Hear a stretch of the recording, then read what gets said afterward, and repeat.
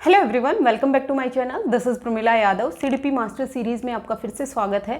CDP master series में last class में हमने साइकोसेक्सुअल डेवलपमेंट थ्योरी डिस्कस की थी। साइकोसेक्सुअल डेवलपमेंट थ्योरी को हम मनोलैंगिक विकास का सिद्धांत कहते हैं, जो किसने दिया था? सिगमंड फ्रॉइड ने दिया था। सिगमंड फ्रॉइड को मनोविश्लेषणवाद के जनक कहा जाता है।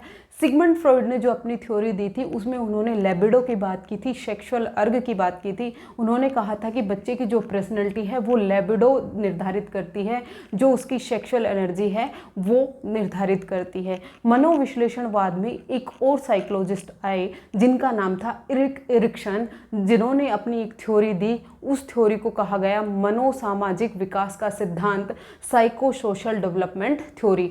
साइकोसोशल डेवलपमेंट थ्योरी को क्या कहते हैं हम? मनोसामाजिक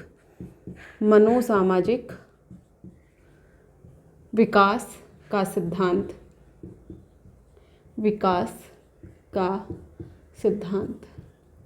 मनोसामाजिक विकास का सिद्धांत किसने दिया? इरिक एरिक्सन ने दिया। किसने दिया? Erik Erikson. आपसे डायरेक्ट यही क्वेश्चन पूछा जा सकता है कि मनोविश्लेषणवाद फादर किसा कहा गया? मनोविश्लेषणवाद के फादर कहा गया था सिगमंड फ्रॉइड को। और मनोविश्लेषणवाद में जो एक साइकोलॉजिस्ट थे जिनकी थ्योरी क्या थी? मनोसामाजिक विकास का सिद्धांत। मनोसामाजिक विकास का सिद्धांत किसने दिया? इरिक एरिक्सन ने दिया।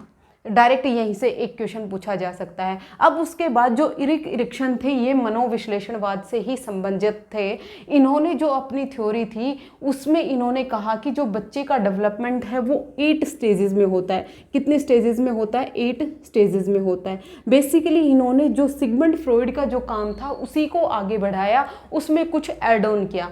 सिगमंड फ्रॉइड ने अपनी थ्योरी में 5 स्टेजेस की बात की थी। उन्होंने कहा था कि बच्चे की जो पर्सनैलिटी है वो एडोलेसेंस तक, किशोर अवस्था तक डेवलप हो जाती है। लेकिन इरिक एरिक्सन कहते हैं कि जो मनुष्य की पर्सनैलिटी है वो जन्म से लेकर मृत्यु तक चलती है, मृत्यु तक डेवलप होती रहती है। जन्म से मृत्यु तक डेवलप होती रहती है, मतलब बर्थ टू डेथ की बात की। जो इन्होंने ये 8 स्टेजेस दी, ये जन्म से लेकर मृत्यु तक इन्होंने जो मनुष्य का जीवन काल है उसको 8 स्टेजेस में डिवाइड कर दिया। अब इन्होंने जो अपनी थ्योरी है वो जन्म से मृत्यु तक दी, इसीलिए इस थ्योरी को लाइफ स्पैन डेवलपमेंट थ्योरी भी कहा गया या फिर लाइफ स्पैन थ्योरी भी कहा गया। क्या कहा गया? Life span theory. Life span theory, क्योंकि ये जो थ्योरी है वो मनुष्य के कंप्लीट जीवन काल की बात करती है। पूरे जीवन में मनुष्य की जो पर्सनैलिटी है वो किस तरह से विकसित होती है उसकी बात की गई है। बेसिकली इन्होंने जो सिगमंड फ्रॉइड का काम था उसको आगे कैसे बढ़ाया? एक तो इन्होंने जो स्टेजेस हैं, सिगमंड फ्रॉइड ने 5 स्टेजेस की बात की थी, इन्होंने 8 स्टेजेस की बात कर दी। सिगमंड फ्रॉइड ने बर्थ से लेकर एडोलेसेंस की बात की थी, इन्होंने बर्थ से लेकर डेथ तक की बात कर दी, जन्म से लेकर मृत्यु तक बात की। दूसरा, सिगमंड फ्रॉइड अपनी थ्योरी में कहते हैं कि जो लिबिडो है वही सब कुछ होती है, जो सेक्सुअल अर्ग है वही सब कुछ होती है। लेकिन इन्होंने कहा कि जो लिबिडो है वही सब कुछ नहीं होती है।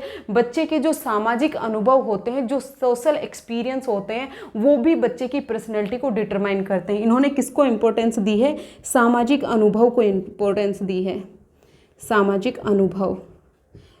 सामाजिक अनुभव, जो बच्चे को अपने एनवायरनमेंट से, वातावरण से जिस तरह के एक्सपीरियंस मिल रहे हैं, जिस तरह के अनुभव बच्चे को गेन हो रहे हैं, वो बच्चे की पर्सनैलिटी को डिटरमाइन करते हैं। इन्होंने किसको इंपॉर्टेंस दी है? सामाजिक अनुभव को इंपॉर्टेंस दी है, जो सिगमंड फ्रॉइड ने नहीं दी थी। इसीलिए सिगमंड फ्रॉइड की थ्योरी का क्रिटिसिज्म भी हुआ था। इन्होंने कहा कि जो बच्चे की पर्सनैलिटी है, बच्चे को किस तरह के सामाजिक अनुभव मिल रहे हैं उससे डिटरमाइन की जाती है।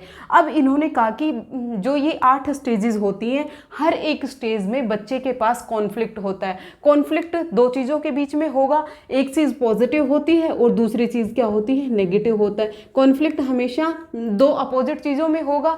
जब भी मनुष्य के सामने एक सिचुएशन आएगी उसका एक पॉजिटिव एस्पेक्ट होता है और एक नेगेटिव एस्पेक्ट होता है। जब पॉजिटिव और नेगेटिव एस्पेक्ट एक टाइम पर बच्चे के दिमाग में चल रहे होते हैं तो वो क्या पैदा करते हैं? क्राइसिस पैदा करते हैं। इसको क्या नाम दिया इन्होंने? संकट का नाम दिया, क्राइसिस का नाम दिया। इन्होंने कहा कि जो कॉन्फ्लिक्ट बच्चे के माइंड में चल रहे हैं या मनुष्य के माइंड में जो कॉन्फ्लिक्ट चल रहे हैं वो क्या होते हैं? क्राइसिस होते हैं, संकट होते हैं। अब इस संकट का समाधान ढूंढने की हर एक मनुष्य कोशिश करता है, क्योंकि जो ह्यूमन बॉडी है वो होम्योस्टेसिस में रहने चाहती है, संतुलन में रहना चाहती है।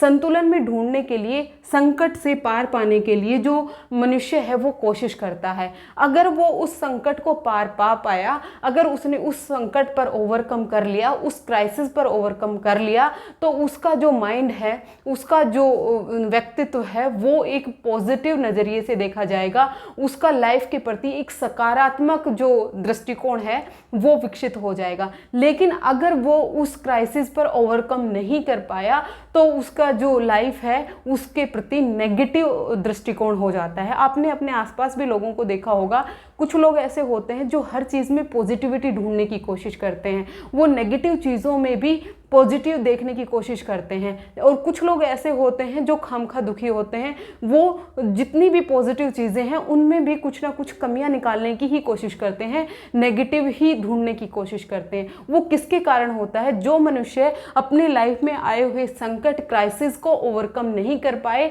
तो उनके जो लाइफ के प्रति नज़रिया है वो कैसा हो गया? नेगेटिव हो गया। अब उनको हर चीज़ में नेगेटिविटी ही दिखाई देती है। लेकिन अगर उनकी लाइफ में जो क्राइसिस आए, उन क्राइसिस पर उसने ओवरकम कर लिया, तो जिंदगी के प्रति उसका क्या आ गया? एक पॉजिटिव रवैया निकल के आया। वो लाइफ को एक पॉजिटिव तरीके से देखता है। जब भी मनुष्य की लाइफ में क्राइसिस आते हैं, हर एक स्टेज में क्राइसिस होते हैं, हर एक स्टेज में जब क्राइसिस आएंगे तो एक वर्च्यू निकल के आता है, एक मनोसामाजिक प्रवृत्ति निकल के आती है हर एक स्टेज में, जो हम अभी डिस्कस करने वाले हैं। होपफुली आपको बेसिक आइडिया समझ में आ गया होगा। आपसे क्वेश्चन पूछा जा सकता है, मनोसामाजिक विकास का सिद्धांत साइकोसेक्सुअल डेवलपमेंट थ्योरी किसने दी? इरिक इरिक्सन ने दी। इरिक इरिक्सन ने अपनी जो स्टेजेस हैं, बच्चे की जो पर्सनैलिटी है उसकी कितनी स्टेजेस बताई? 8 स्टेजेस बताई। 8 स्टेजेस का सीक्वेंस आपसे पूछा जा सकता है, क्योंकि इरिक इरिक्सन कहते हैं कि बच्चे का डेवलपमेंट है वो एक सीक्वेंस में होता है, एक क्रम में होता है। जो ये 8 स्टेजेस हैं, पहली स्टेज आएगी, फिर दूसरी आएगी, फिर तीसरी आएगी, फिर चौथी आएगी, फिर पांचवी आएगी। इस तरह से बच्चे की जो पर्सनैलिटी है वो एक के बाद सीक्वेंस में चलता है। सीक्वेंशियल पैटर्न में बच्चे की जो पर्सनैलिटी है उसका डेवलपमेंट होता है। आपसे क्वेश्चन पूछा जा सकता है, जो ये सीक्वेंस हैं, ये 8 स्टेजेस हैं, इसकी सीक्वेंस पूछी जा सकती है। पहले नंबर पे कौन सी आएगी, दूसरे पर कौन सी, तीसरे पर कौन सी, तो आपको ये सीक्वेंस याद होना जरूरी है। इस थ्योरी का एक और नाम है, क्या है? लाइफ स्पैन थ्योरी कहा गया है, क्योंकि इरिक इरिक्सन कहते हैं कि बच्चे की जो पर्सनैलिटी है वो कैसे डेवलप होती है? जन्म से लेकर मृत्यु तक डेवलप होती है। इरिक इरिक्सन ने सबसे ज़्यादा इंपॉर्टेंस किसको दी है? सामाजिक अनुभव को दी है, सोशल एक्सपीरियंस को दी है। ये कहते हैं कि जिस तरह के बच्चे को सोशल एक्सपीरियंस मिलेंगे, बच्चे की जो पर्सनैलिटी है उसी तरह से शेप ले लेगी। अब हम इसकी स्टेजेस 1 बाय 1 डिस्कस करते हैं। जो पहली स्टेज है जो इरिक इरिक्सन ने कहा वो थी ट्रस्ट वर्सेस मिसट्रस्ट। ट्रस्ट को हम क्या बोलते हैं? विश्वास बनाम अविश्वास। जब बच्चा पहली स्टेज में होता है, तो जब बच्चा इन्फेंसी में होता है, जब बच्चा 0 से 1 साल की उम्र में होता है, तो बच्चे के सामने पहला क्राइसिस आता है। वो कौन सा क्राइसिस होता है? ट्रस्ट वर्सेस मिसट्रस्ट, विश्वास बनाम अविश्वास की स्थिति बच्चे के सामने आती है। पहली स्टेज कौन सी है? ट्रस्ट वर्सेस मिसट्रस्ट, जिसको हम क्या बोलते हैं? विश्वास बनाम अविश्वास। ये हम पहले डिस्कस कर चुके हैं। हर एक जो स्टेज है उसमें एक पॉजिटिव एस्पेक्ट होगा और एक नेगेटिव एस्पेक्ट होगा। विश्वास है वो एक पॉजिटिव एस्पेक्ट हो गया और अविश्वास है वो एक नेगेटिव एस्पेक्ट हो गया। बच्चे की लाइफ में जब बच्चा 0 से 1 साल की उम्र में होता है, 0 से 1 साल का मतलब क्या है? बच्चा कहाँ है? इन्फेंसी में है, बच्चा शैशवावस्था में है। कौन सी अवस्था में? शैशवावस्था में है। जब बच्चा इन्फेंसी में होता है तो बच्चे के सामने कॉन्फ्लिक्ट आते हैं, विश्वास बनाम अविश्वास की स्थिति आती है। बच्चे के जो पेरेंट्स रहते हैं वो सबसे ज़्यादा इम्पोर्टेंट रोल प्ले करते हैं। इसमें सबसे ज़्यादा इम्पोर्टेंट कौन है? पेरेंट्स हैं, केयर टेकर है, जो बच्चे की देखभाल कर रहे हैं, बच्चे के माता पिता। क्योंकि यहाँ पर बच्चा है वो कम्प्लीटली माता पिता पर डिपेंडेंट होता है, वो अपना कोई भी काम खुद से नहीं कर पाता है। जो उसके देखभाल करने वाले हैं, जो उसके पेरेंट्स हैं, जो उसके गार्जियन हैं, बच्चा उन्हीं पर डिपेंडेंट होता है। अगर बच्चे को अपने माता पिता से प्रेम मिलेगा, लव मिलेगा, देखभाल मिलेगी, केयर मिलेगी, तो बच्चे के मन में विश्वास आएगा, बच्चे के मन में ट्रस्ट पैदा हो जाता है। अगर बच्चे को क्या मिले, केयर मिली, देखभाल मिली, जब बच्चे को फीड की ज़रूरत है तो बच्चे को फीड कराया गया, जब बच्चे को क्लीनिनेस की ज़रूरत है तो बच्चे की साफ़ सफाई की गई, जब बच्चा रो रहा है तो बच्चे को उठाकर उससे प्यार किया गया, दुलार किया गया, तो जब बच्चे की ऐसी तरह की केयर की जाती है तो बच्चे में विश्वास की भावना विकसित होती है, बच्चे में ट्रस्ट की भावना विकसित होती है। लेकिन अगर पेरेंट्स ने बच्चे को प्रॉपर ध्यान नहीं दिया, बच्चे की देखभाल नहीं की, बच्चा रो रहा है तो रोते रहने दो, अपने आप चुप हो जाएगा, बच्चे की देखभाल नहीं की गई तो बच्चे में अविश्वास की भावना उत्पन्न हो जाती है, बच्चे में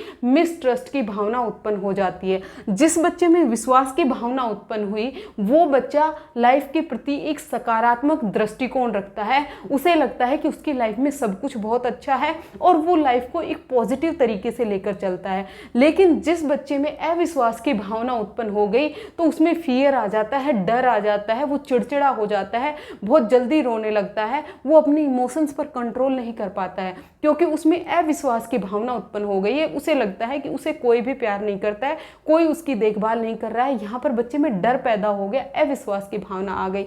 मतलब जिस बच्चे में अविश्वास की भावना आ गई वो लाइफ को नेगेटिव तरीके से देखेगा, उसे लगता है कि उसकी तो कोई प्यार नहीं करता, कोई उसकी देखभाल नहीं करता, किसी को कोई फर्क नहीं पड़ता। यहाँ से बच्चे में क्या आ गया, अविश्वास आ गया, तो यहाँ से बच्चा नेगेटिव की तरफ चला जाएगा। और जब बच्चे में विश्वास की भावना पैदा होगी तो बच्चे में पॉजिटिव एस्पेक्ट आ जाएगा। यहाँ पर सबसे ज़्यादा इंपॉर्टेंट कौन है, माता पिता है। माता पिता को चाहिए कि बच्चे में विश्वास की भावना पैदा की जाए। जब बच्चे को माता पिता की ज़रूरत है तो माता पिता बच्चे के पास अवेलेबल हों। जब बच्चे के पास में विश्वास की भावना उत्पन्न होती है तो बच्चे में एक मनोसामाजिक शक्ति का विकास होता है। उस मनोसामाजिक शक्ति को कहा गया होप। क्या कहा गया, होप, आशा। होप को क्या कहते हैं, आशा।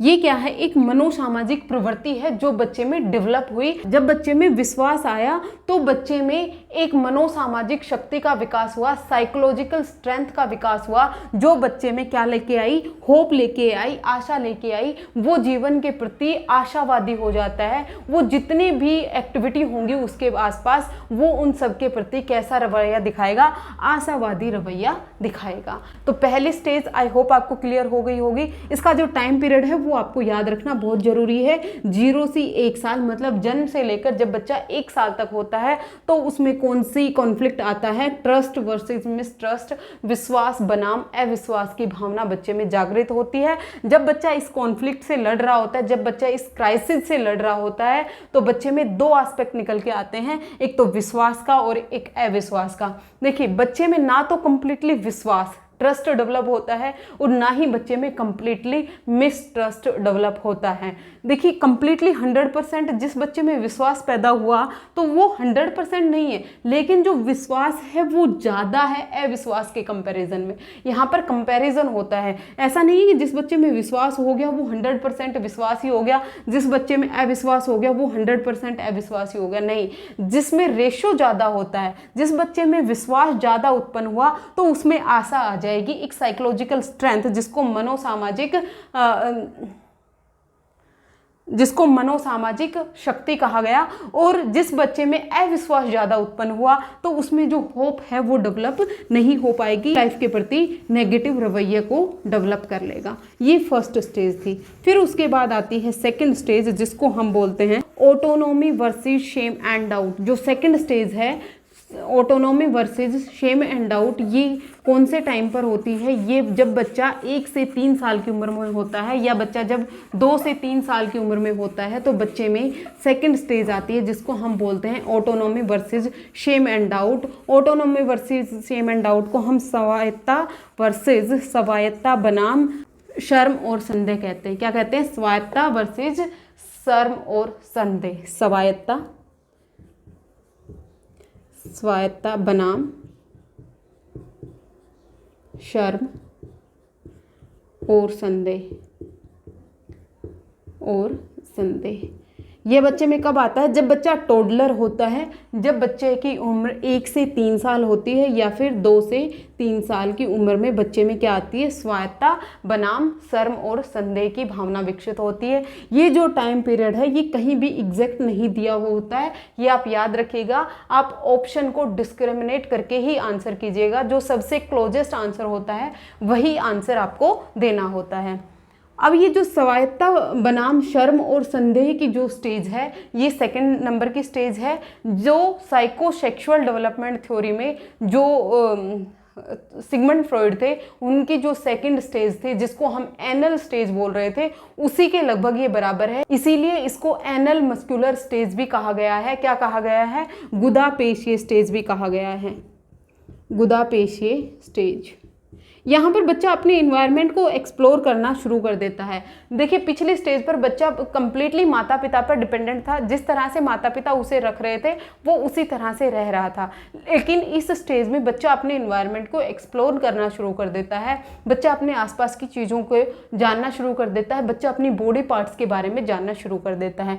इस उम्र में बच्चा को टॉयलेट ट्रेनिंग दी जाती है। इस उम्र में बच्चे को टॉयलेट ट्रेनिंग का मतलब यहाँ पर बच्चा अपने काम है वो खुद करना चाहता है, दूसरों पर ज़्यादा डिपेंडेंट नहीं रहना चाहता है। यहाँ पर बच्चे आपने देखे होंगे, जब बच्चे 2 से 3 साल की उम्र में होते हैं तो वो अपने सारे काम खुद करना चाहते हैं, वो खुद से खाना खाने की कोशिश करते हैं, खुद अपनी पसंद के कपड़े पहनना चाहते हैं, खुद से कपड़े पहनना चाहते हैं, मतलब वो एक तरह से बड़ों की तरह व्यवहार करना चाहते हैं। अब वो इससे ज़्यादा दूसरों पर डिपेंडेंट नहीं रहना चाहते हैं। यहाँ पर बच्चे में आत्मनिर्भरता, जो सेल्फ डिपेंडेंसी है, उसकी भावना डेवलप हो जाती है।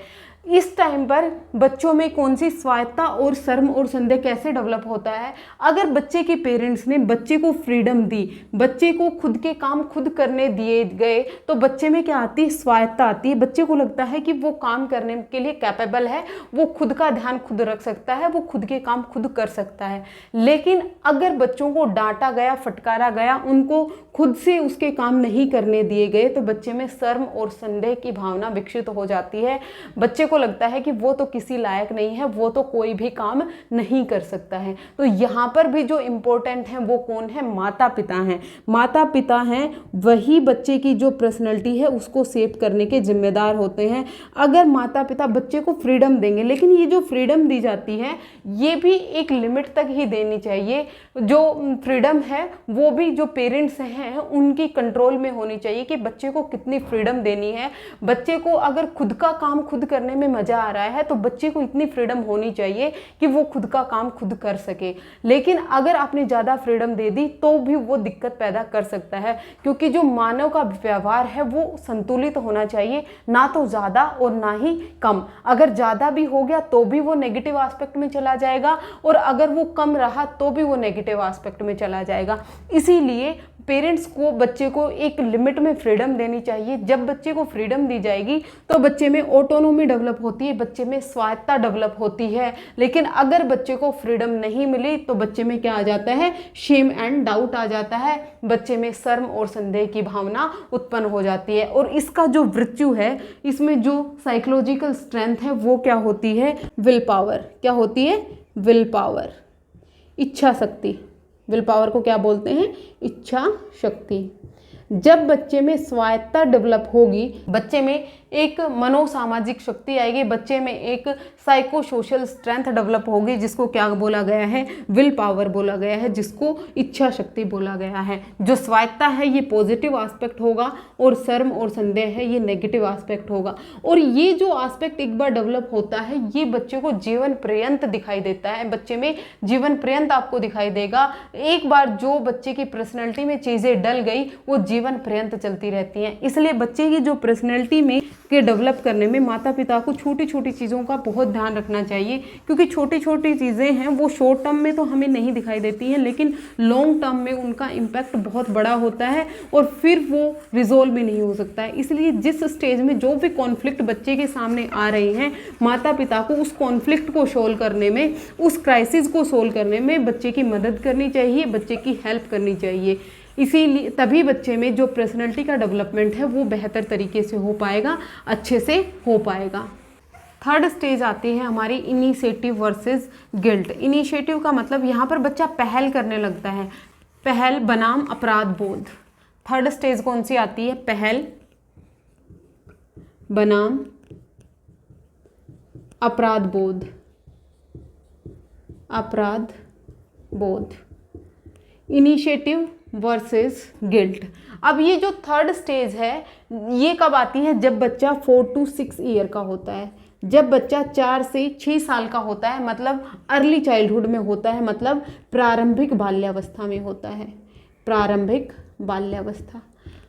जब बच्चा प्रारंभिक बाल्यावस्था में आता है तो बच्चे में कौन सी स्टेज आती है? पहल बनाम अपराध बोध आता है, इनिशिएटिव वर्सेस गिल्ट की भावना पैदा होती है। इसका जो टाइम है वो कब से कब है? 4 से 6 साल में है, थर्ड स्टेज है। पहल बनाम अपराध बोध में क्या होता है? इस टाइम पर बच्चा है वो इनिशिएटिव लेना शुरू कर देता है, मतलब पहल करना शुरू कर देता है, हर एक काम को वो पहले करना चाहता है। इसमें जो प्ले है, जो खेलना है, वो सबसे ज़्यादा इम्पोर्टेंट है। क्या इम्पोर्टेंट है? प्ले इम्पोर्टेंट है। जब बच्चा स्कूल में जाएगा तो वो अपने दोस्तों के साथ भी मिलेगा, इसीलिए इसको हम क्या बोलते हैं? स्कूल एज भी बोलते हैं। इस टाइम पर बच्चा स्कूल जाने लगता है तो इसको क्या बोलते हैं? स्कूल एज भी बोलते हैं। जब बच्चा स्कूल जाना शुरू कर देता है तो वो अपने दोस्तों के साथ मिलेगा, वो प्लेग्राउंड में भी जाएगा। तो जब बच्चा खेलता है तो बच्चे में पहल करने की कोशिश करता है। यहाँ पर जो लीडरशिप की भावना है वो शुरुआत में देखी जाती है। इस उम्र के बच्चे हैं वो मेंटर बनने की कोशिश करते हैं, हर चीज़ में वो पहले रहने चाहते हैं, हर एक चीज़ में वो इनिशिएटिव करना चाहते हैं। यहाँ पर बच्चे की जो भावनाएं हैं वो बहुत उत्सुक होती हैं। यहाँ पर बच्चे का जो स्वभाव है वो क्यूरियसिव नेचर का होता है, वो हर चीज़ के बारे में जानना चाहता है, हर चीज़ के बारे में बहुत सवाल करता है। अगर उन सवालों का जवाब बच्चे को मिला, अगर बच्चे की जो क्यूरियोसिटी है उसको शांत किया गया, तो बच्चे में इनिशिएटिव को लेकर उसमें एक जो साइकोलॉजिकल ट्रेट है, जो क्राइसिस को सोल्व करने के बाद जो साइकोलॉजिकल स्ट्रेंथ बच्चे में डेवलप होगी, वो कौन सी हो जाएगी? पर्पज हो जाएगी। पर्पज का मतलब क्या है? उद्देश्य है। उद्देश्य उसे कोई मिल जाएगा और फिर वो गोल डायरेक्टेड बिहेवियर करना सीख जाएगा। कौन सा व्यवहार करना सीख जाएगा? गोल डायरेक्टेड बिहेवियर। गोल डायरेक्टेड बिहेवियर मतलब वो जो लक्ष्य निर्देशित व्यवहार है वो करना सीख जाएगा जब बच्चे में पर्पज डेवलप हो जाएगा, जब बच्चे में उद्देश्य डेवलप हो जाएगा। अगर बच्चे की जो भावनाएं हैं, जो क्यूरियोसिटी है, उसको शांत नहीं किया गया तो बच्चे में क्या आ जाता है? अपराध बोध आ जाता है, गिल्ट आ जाता है। फिर बच्चा क्वेश्चन करना बंद कर देता है, फिर वो अलग थलग रहना शुरू कर देता है। जब बच्चे की क्यूरियोसिटी को शांत किया जाए, जब बच्चे के हर सवाल को जवाब दिया जाए, तो बच्चे में उद्देश्य आएगा, पर्पज आएगा, लाइफ के प्रति पॉजिटिविटी आएगी, गोल डायरेक्टेड बिहेवियर करना सीख जाएगा। वो अपने एक गोल को अचीव करने के लिए उसके पीछे मेहनत करेगा, वो पॉजिटिव एस्पेक्ट बच्चे में डेवलप हो जाता है। लेकिन अगर बच्चे की क्यूरियोसिटी को दबाया गया तो बच्चे में क्या आ जाती है? गिल्ट आ जाती है, अपराध बोध आ जाता है और फिर वो नेगेटिव साइड की तरफ चला जाता है। फिर वो क्वेश्चन करना बंद कर देता है, फिर वो अपनी क्यूरियोसिटी को मारना सीख जाता है। तो यहाँ पर जब बच्चा 4 से 6 साल का होता है तो यहाँ पर बच्चे के डेवलपमेंट के लिए ये जो टाइम पीरियड है वो सबसे ज़्यादा इम्पोर्टेंट होता है, क्योंकि यहीं पर ही बच्चे की जो भाषा का विकास है वो होता है। बच्चे का जो सोशल डेवलपमेंट है वो सबसे ज़्यादा कब होता है? जब बच्चा 4 से 6 साल की उम्र में होता है। मतलब यहाँ पर बच्चे का भाषा का डेवलपमेंट के लिए भी सबसे ज़्यादा क्रूशियल टाइम पीरियड यही है, और बच्चे का जो सामाजिक विकास है, जो सोशल डेवलपमेंट है, उसके लिए भी सबसे ज़्यादा क्रूशियल टाइम पीरियड यही है। और जो ये भाषा और सामाजिक जो इंटरेक्शन वो करेगा, वो कब करेगा? जब वो खेल रहा होता है, जब वो प्ले ग्राउंड में होता है, जब वो खेल के मैदान में होता है। यहाँ पर इनिशिएटिव बच्चा खेल के मैदान से लेना शुरू करता है। जब वो अपने दोस्तों के साथ खेल रहा होता है तो वो पहल करने की कोशिश करता है। यहाँ पर बच्चे में लीडरशिप की भावना जन्म ले लेती है जब बच्चा 4 से 6 साल की उम्र में होता है, जब बच्चा प्रारंभिक बाल्यावस्था में होता है। तो यहाँ पर जो विर्चू है वो क्या है? उद्देश्य है, पर्पज है। पर्पज से बच्चा गोल डायरेक्टेड बिहेवियर करना सीख जाता है, उसके कारण बच्चे में लाइफ के प्रति एक पॉजिटिव नज़रिया बच्चे में आ जाता है। फिर उसके बाद 4th स्टेज आती है industry versus inferiority. Industry versus inferiority को क्या बोलेंगे हम? परिश्रम बनाम हीनता। जब बच्चा लेटर चाइल्डहुड में होता है, जब बच्चा 7 से 12 साल की उम्र में होता है, जब बच्चा बाद की बाल्यावस्था में होता है, तब बच्चे में 4th स्टेज आती है जिसको हम बोलते हैं इंडस्ट्री वर्सेस इन्फीरियरिटी, मतलब परिश्रम बनाम हीनता। 4th स्टेज है हमारी परिश्रम बनाम हीनता। ये जो परिश्रम बनाम हीनता है, ये जब बच्चा 7 से 12 साल की उम्र में होता है तब आती है, जब बच्चा लेटर चाइल्डहुड में होता है तब आती हैं। इस उम्र में बच्चे, लास्ट स्टेज में बच्चा इनिशिएटिव लेना सीख गया था, पहल करना सीख गया था। अगर बच्चे ने जो इनिशिएटिव लिया है उसके रिवॉर्ड बच्चे को मिला, उसकी शाबाशी बच्चे को मिली, अगर बच्चे को उत्साहवर्धन किया गया, बच्चे को कहा गया कि शाबाश तुम बहुत अच्छा कर रहे हो, अगर बच्चे की इनिशिएटिव को तारीफ की गई तो बच्चा क्या करेगा, उस पर परिश्रम करेगा, बच्चा उस पर मेहनत करेगा, उसको और अच्छा करने की कोशिश करता है। वहाँ पर बच्चा क्या हो जाता है, इंडस्ट्रियस हो जाता है। जो भी बच्चा ने इनिशिएटिव लिए, अगर उससे बच्चे को पॉजिटिव फीडबैक मिला तो बच्चा परिश्रमी हो जाता है, बच्चे में क्या आ जाती है, इंडस्ट्रियस क्वालिटी आ जाती है। लेकिन अगर बच्चे की पहल को सपोर्ट नहीं किया गया, बच्चे को शाबाशी नहीं मिली, तो बच्चे में क्या आ जाती है, हीनता आ जाती है। आपने देखा होगा कुछ बच्चे ऐसे होते हैं जो हमेशा चुपचाप रहते हैं, वो किसी से ज़्यादा बात नहीं करते, वो ज़्यादा चीज़ों में इन्वॉल्व नहीं होते। वो क्यों नहीं होते, क्योंकि उनमें क्या आ गई है, हीनता आ गई है, वो अपने आप को हीन समझने लगे हैं। वो जो परिश्रमी बच्चे हैं उनके साथ अपना कंपैरिजन कर रहे हैं। वो देखते हैं कि जो परिश्रमी बच्चे हैं, जो इंडस्ट्रियस बच्चे हैं, उनको सब प्यार करते हैं, उनको सब शाबाशी दे रहे हैं, लेकिन मुझे तो कोई प्यार ही नहीं करता। मतलब यहाँ पर जो टीचर्स हैं उनका रोल सबसे ज़्यादा इंपॉर्टेंट होता है। किसका होता है, टीचर्स का होता है। और पेरेंट्स का तो हर एक स्टेज में होता ही होता है, लेकिन सबसे ज़्यादा यहाँ प्रभाव डालते हैं वो कौन डालते हैं, टीचर्स डालते हैं। जो भी बच्चे इनिशिएटिव ले रहे हैं उनको, हर एक बच्चे को अप्रिशिएट करना चाहिए, तभी बच्चे में जो परिश्रम है, जो बच्चे में इंडस्ट्रियस क्वालिटी है वो डेवलप हो पाएगी। अगर बच्चे को आपने सपोर्ट नहीं किया, अगर बच्चे को रिवॉर्ड नहीं दिया गया, अगर बच्चे का उत्साहवर्धन नहीं किया गया, तो बच्चे में क्या डेवलप हो जाएगी, हीनता डेवलप हो जाएगी। जब बच्चा परिश्रम कर रहा है तो उसे पॉजिटिव फीडबैक मिल रहा है, तो बच्चे में कॉम्पिटेंसी डेवलप होती है। क्या डेवलप होती है, कॉम्पिटेंसी। कॉम्पिटेंसी, कर्तव्यपरायणता जिसे बोलते हैं, वो डेवलप हो जाती है। बच्चा अपनी लाइफ के प्रति क्या दिखाएगा, पॉजिटिव रवैया दिखाएगा, और यहाँ पर बच्चा नेगेटिव रवैया दिखाना शुरू कर देगा। जब बच्चे को एक चीज़ के लिए शाबाशी मिली तो बच्चे का दोबारा से काम करने का मन करता है, फिर तीसरी बार उसे काम करने का मन करता है, वो चीज़ों को बार बार रिपीट करेगा और वो अपनी लाइफ में आगे बढ़ जाएगा। यहाँ पर अगर बच्चे को इनिशिएटिव नहीं लिया, बच्चे का जो इनिशिएटिव लिया उसकी तारीफ नहीं गई, उसकी भावनाओं को दबाया गया, तो बच्चे में क्या आ जाती है, हीनता आ जाती है। बच्चे अपने आप को इंफीरियर फील करने लगते हैं। जब बच्चे में कार्य निर्वाह की क्षमता डेवलप हो जाती है तो यहाँ पर बच्चे में क्या आ जाता है, आत्मबल आ जाता है। यहाँ पर बच्चा सेल्फ कॉन्फिडेंट हो जाता है, बच्चे को अपने आप पर विश्वास होने लगता है कि यस ये काम मैं कर सकता हूँ। लेकिन जो इस बच्चे में हीनता आ गई, वो बच्चे अपने आप को कमतर आंकने लगते हैं, वो समझते हैं कि वो बाकी बच्चों के कंपैरिजन में कहीं ना कहीं कम रह गए। फिर उसके बाद 5वीं स्टेज आती है जिसको हम बोलते हैं आइडेंटिटी वर्सेस रोल कन्फ्यूजन, जहाँ से बहुत बार क्वेश्चन पूछा जाता है। जो 5th स्टेज है वो है आइडेंटिटी वर्सेस रोल कन्फ्यूजन। ये जो स्टेज आती है जब बच्चा किशोर अवस्था में होता है, जब बच्चा एडोलेसेंस पीरियड में होता है, तब बच्चे में आइडेंटिटी वर्सेस रोल कन्फ्यूजन की क्राइसिस बच्चे के सामने आती है। पहचान बनाम भ्रांति। 5वीं स्टेज कौन सी है, पहचान बनाम भ्रांति। जब बच्चा किशोर अवस्था में होता है, जब बच्चा 13 से 19 ईयर्स तक का होता है, तब उसमें पहचान बनाम भ्रांति की क्राइसिस बच्चे के सामने आती है। ये जो उम्र है ये कौन सी, एडोलेसेंस की है, किसकी है, किशोर अवस्था की है। किशोर अवस्था में जब बच्चा होता है तो उसमें पहचान बनाम भ्रांति उत्पन्न होती है। यहाँ पर बच्चा है वो अपनी आइडेंटिटी ढूंढने की कोशिश करता है, खुद को पहचानने की कोशिश करता है। यहाँ पर बच्चा खुद की अपनी एक पहचान बनाना चाहता है। किसकी बात करता है, पहचान बनाने की बात करता है।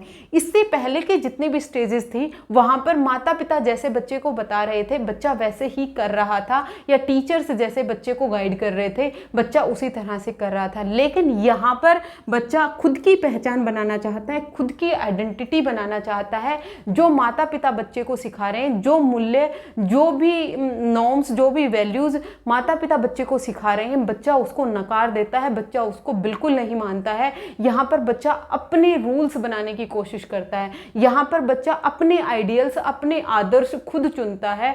जिस तरह की पर्सनैलिटी उसे बनानी है, जिस तरह की पर्सनैलिटी उसे पसंद है, वो उसी को कॉपी करता है। यहाँ पर माता पिता की बातें बच्चा नहीं सुनता है कि माता पिता जिस तरह की पर्सनैलिटी बच्चे को बनाना चाहते हैं, जिस तरह का व्यक्तित्व की शेप माता पिता देना चाहते हैं, वो बच्चा बिल्कुल भी स्वीकार नहीं करता है। यहाँ पर बच्चा खुद की पहचान खुद बनाने की कोशिश करता है। जब बच्चा खुद की पहचान खुद बनाने की कोशिश करता है तो वो अपने आप से ही सवाल करता है, मैं कौन हूँ, मेरा जन्म क्यों हुआ है, मुझे आगे क्या करना है। यहाँ पर बच्चा अपनी जो आने वाली लाइफ है उसके बारे में सोचना शुरू कर देता है। यहाँ पर बच्चा अपनी वोकेशंस के बारे में सोचना शुरू कर देता है, अपने व्यवसाय के बारे में सोचना शुरू कर देता है। यहाँ पर बच्चा अपने रिलेशनशिप्स के बारे में सोचना शुरू कर देता है। यहाँ पर जो अट्रैक्शन है अपोजिट सेक्स के प्रति वो आना शुरू हो जाता है। यहाँ पर बच्चा क्या बना रहा है, खुद की आइडेंटिटी बना रहा है, खुद की पहचान बना रहा है। अगर बच्चा खुद की पहचान बनाने में सक्षम रहा, उसने अपनी एक पहचान बना ली, तो बच्चे में फिडेलिटी की एक वर्च्यू आता है जिसको हम कर्तव्य परायणता बोलते हैं। जिसको क्या बोलते हैं, कर्तव्य परायणता। कर्तव्य परायणता जो ट्रेट है वो बच्चे में डेवलप हो जाएगी। लेकिन अगर बच्चे खुद की आइडेंटिटी नहीं बना पाए, अगर बच्चे खुद की पहचान नहीं बना पाए, तो बच्चे में भ्रांति आ जाती है। यहाँ बच्चे में क्या आ जाती है, भ्रांति आ जाती है। वो लाइफ लॉन्ग अपने आप को ही नहीं पहचान पाता। बहुत से लोग ऐसे हैं जो अपनी आइडेंटिटी नहीं बना पाते हैं, उन्हें खुद को ही नहीं पता होता है कि वो कहाँ जा रहे हैं, क्या कर रहे हैं। बस जो चला जा रहा है, जो भेड़ चाल चल रही है, वही हम चल रहे हैं। तो जो भ्रांति में बच्चे होते हैं वो खुद की आइडेंटिटी नहीं बना पाएंगे। जो खुद की आइडेंटिटी नहीं बना पाएंगे, वो खुद को ही नहीं पहचान पाए, तो वो जो सामाजिक और सोशल, जो हमारा सामाजिक, धार्मिक और जो हमारा आध्यात्मिक क्षेत्र है उसमें पिछड़े रह जाते हैं। वो बच्चे अपनी एक पहचान नहीं बना पाते हैं। किशोर अवस्था है, इसको ट्रांजिशन टाइम पीरियड भी बोला गया है। चाइल्डहुड और अडल्टहुड के बीच का जो टाइम पीरियड है वो एडोलेसेंस होता है। सबसे ज़्यादा जो क्राइसिस हैं बच्चे के किशोर अवस्था में ही होते हैं, एडोलेसेंस में ही होते हैं, क्योंकि एडोलेसेंस को ही तूफान और तनाव की अवस्था कहा गया है। क्या कहा गया है, तूफान और तनाव की अवस्था, स्ट्रेस और स्ट्रॉम की अवस्था कही गई है। किशोर अवस्था में जो बच्चे की आइडेंटिटी बनाने की जो कोशिश है, अगर बच्चा उसमें कामयाब रहा तो बच्चे में कर्तव्य परायणता आ जाती है। बच्चा अपनी लाइफ के प्रति एक पॉजिटिव रवैया लेकर चलता है। अगर बच्चे में फिडेलिटी नहीं डेवलप हुई, अगर बच्चे में भ्रांति आ गई, तो बच्चे में फिडेलिटी भी नहीं डेवलप होगी। और ये जितनी भी स्टेजेस हैं, एक स्टेज है वो दूसरे को प्रभावित करती है, एक स्टेज आने वाली स्टेज को प्रभावित करती है। मतलब जो आपकी थर्ड स्टेज है वो फोर्थ स्टेज को प्रभावित करेगी, फोर्थ स्टेज है वो फिफ्थ को प्रभावित करेगी, और जो फिफ्थ है वो सिक्स्थ को प्रभावित, सिक्स्थ है वो सेवन्थ स्टेज को प्रभावित करती है। मतलब हर एक स्टेज आने वाले स्टेज में जो वर्च्यू डेवलप होना है उसको प्रभावित करती है। जिस बच्चे में फिडेलिटी आ गई, वो जितने भी हमारे सामाजिक मूल्य होंगे या फिर हमारे धार्मिक मूल्य होंगे उनको निर्वाह करने वाले बनेगा, उसको वो निर्वाह करेगा। एक बात और याद रखिएगा, जितनी भी ये स्टेजेस हैं, हर एक स्टेज में बच्चे के कुछ डेवलपमेंटल टास्क होते हैं। अब ये डेवलपमेंटल टास्क क्या है, विकासात्मक कार्य होते हैं जो बच्चे को उसी स्टेज में पूरे करने होते हैं। जैसे बच्चा जब 13 से 19 साल की उम्र में होता है, जब बच्चा किशोर अवस्था में होता है, तो यहाँ पर बच्चा अपनी आइडेंटिटी फॉर्मेशन करता है। यहाँ पर बच्चे का डेवलपमेंटल टास्क है कि बच्चा अपनी आइडेंटिटी का फॉर्मेशन कर पाए। इस उम्र में 13 से 19 साल में अगर बच्चे की आइडेंटिटी का फॉर्मेशन हो गया तो बढ़िया बात है, लेकिन अगर इस उम्र में बच्चे की आइडेंटिटी का फॉर्मेशन नहीं हुआ तो वो लाइफ टाइम फिर कभी भी नहीं हो सकता। विकासात्मक कार्य वो होते हैं जिन कार्यों को एक स्पेसिफिक स्टेज में हर एक बच्चे को अपने डेवलपमेंट में पूरे कर लेने होते हैं। जैसे जब बच्चा 1 से 1.5 साल की उम्र में होता है तो बच्चे को चलना आ जाता है, बच्चा चलना सीख लेता है। अब ये चलना सीखना 1 से 1.5 साल के बच्चे के लिए एक विकासात्मक कार्य है, एक डेवलपमेंटल टास्क है। हर एक स्टेज के अपने अपने डेवलपमेंटल टास्क है। अगर बच्चा उस डेवलपमेंटल टास्क को पूरा कर पाया तो बच्चा लाइफ के प्रति एक पॉजिटिव रवैया रखेगा, लेकिन अगर बच्चा उस डेवलपमेंटल टास्क को पूरा नहीं कर पाया तो लाइफ के प्रति उसमें नेगेटिव नज़रिया आ जाता है, वो चीज़ों को नेगेटिवली देखता है, नकारात्मक रवैये से ही देखता है।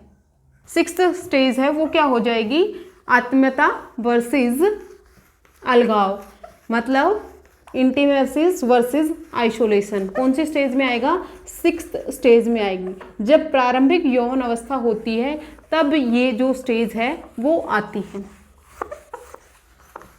क्या है, 6th स्टेज है जिसको हम क्या बोल रहे हैं, इंटीमेसी, जिसको हम क्या बोल रहे हैं, आत्मीयता, आत्मीयता बनाम अलगाव।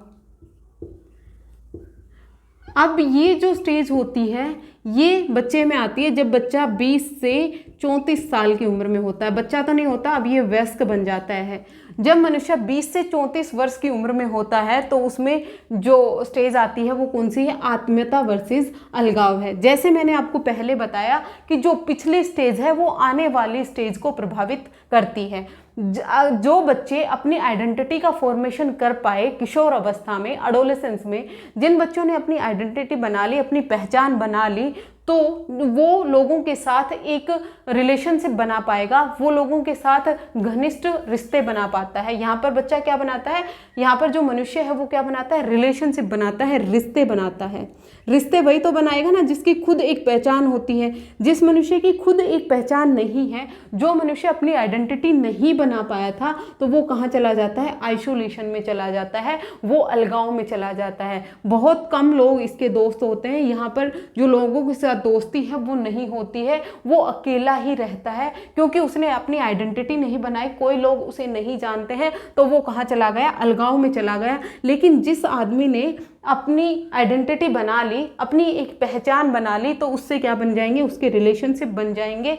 और जब उससे रिलेशनशिप बनेंगे तो जो मनुष्य है वो लाइफ के प्रति पॉजिटिव रहेगा क्योंकि उसे तो क्या मिल रहा है, यहाँ पर प्रेम दुलार सब कुछ मिल रहा है। और जब बच्चा रिश्ते बना पाएगा, जब मनुष्य रिश्ते बना पाएगा तो उसमें जो विर्च्यू आएगा वो क्या आएगा, लव का विर्च्यू आएगा, प्रेम का विर्च्यू आएगा। लोग सब उससे प्यार करेंगे, प्रेम आएगा, या फिर हम इसको अफेक्शन भी बोल सकते हैं।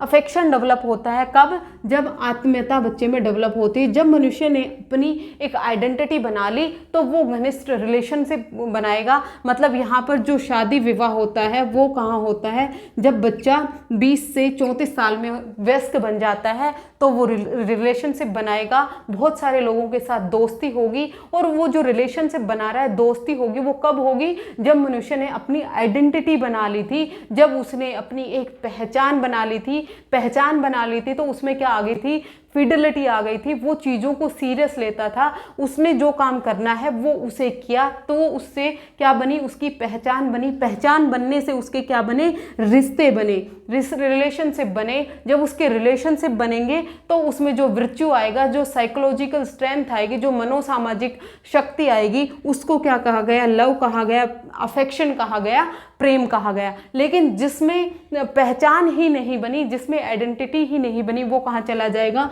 अलगाव में चला जाएगा, वो आइसोलेशन में चला जाएगा, अकेला रहना शुरू कर देता है।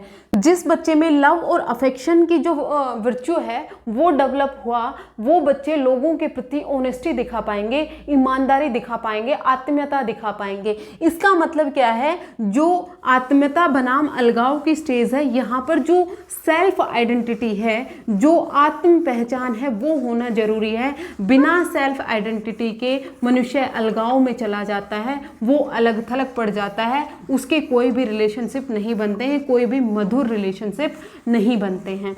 फिर उसके बाद जो नेक्स्ट स्टेज आती है वो है हमारी जर्नेटिविटी वर्सेस स्टेग्नेशन। जर्नेटिविटी वर्सेस स्टेग्नेशन मतलब उत्पादकता बनाम स्थिरता।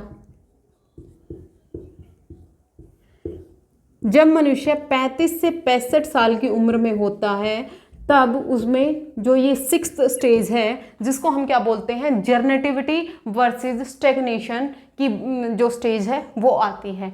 उत्पादकता में क्या होता है, जर्नेटिविटी में क्या होता है, जो मनुष्य है वो अपनी नेक्स्ट जनरेशन के लिए कुछ प्रोडक्टिव करना चाहता है, कुछ अच्छा करना चाहता है। यहाँ पर जो मनुष्य है वो नई पीढ़ी के बारे में सोचना शुरू कर देता है, वो अपनी नई पीढ़ी को कुछ अच्छा देकर जाना चाहता है, वो नए स्किल्स बच्चों को सिखाना चाहता है, जो उसकी आने वाली जनरेशन है उसको कुछ अच्छे स्किल्स दे पाएगा। और वो अच्छे स्किल्स कौन दे पाएगा, जिसने अपनी आइडेंटिटी बनाई, जिसने अपने रिलेशनशिप बनाए, तो वही तो बच्चों के बारे में सोचेगा, वही तो बच्चों को स्किल्स देने की बात करेगा।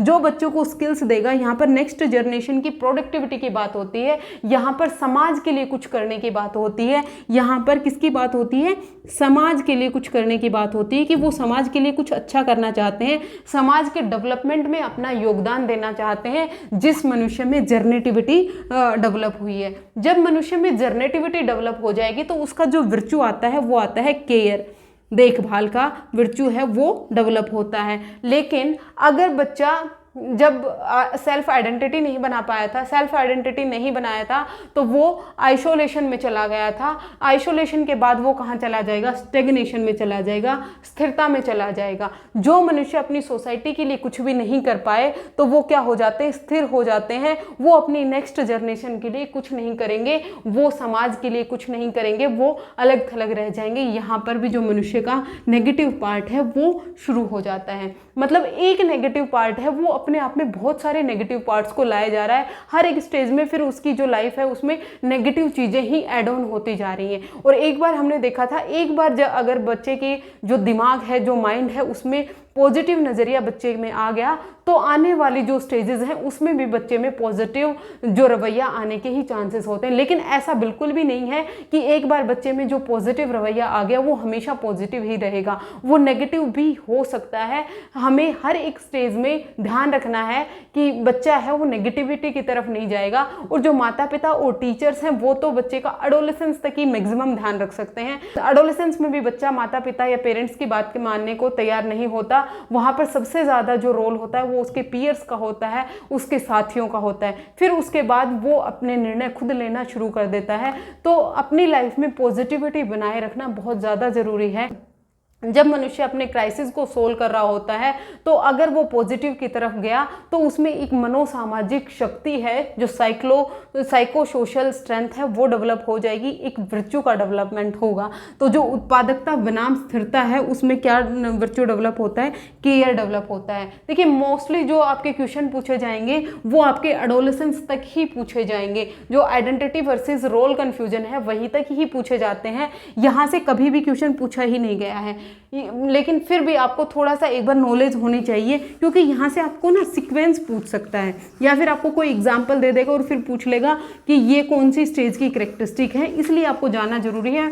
जो क्वेश्चन बनते हैं वो तो आपके आइडेंटिटी वर्सेस रोल कन्फ्यूजन तक ही बन जाते हैं, एडोलेसेंस तक ही बन जाते हैं। क्योंकि सीडीपी में जो क्वेश्चन पूछे जाते हैं वो चाइल्ड साइकोलॉजी से पूछे जाते हैं। और जब बच्चा 18 साल की उम्र तक होता है तभी वो चाइल्ड होता है, तभी वो किशोर होता है, फिर उसके बाद वयस्क बन जाता है। हम वयस्क की स्टडी नहीं कर रहे हैं, हम चाइल्ड और एडोलेसेंस की ही स्टडी कर रहे हैं, इसलिए जो ये पीछे वाली स्टेजेस हैं वो इतने इंपॉर्टेंट नहीं है। 8th स्टेज आती है जिसको हम बोलते हैं integrated versus despair. Integrated versus despair का मतलब है पूर्णता बनाम निराशा। 8th स्टेज आखिरी स्टेज है, क्या है, पूर्णता बनाम निराशा।